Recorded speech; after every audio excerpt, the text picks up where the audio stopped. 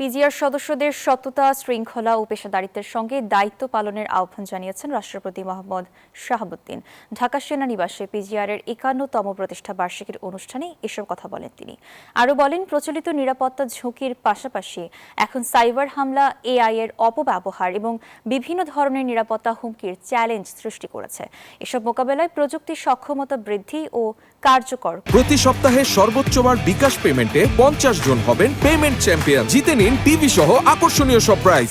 President guard regiment আগামী দিনে আরও আধুনিক প্রযুক্তি, আন্তর্জাতিক মানের প্রশিক্ষণ এবং পেশাগত উৎকর্ষ অর্জনের মাধ্যমে নিজেদের সক্ষমতাকে আরও বাড়াবে।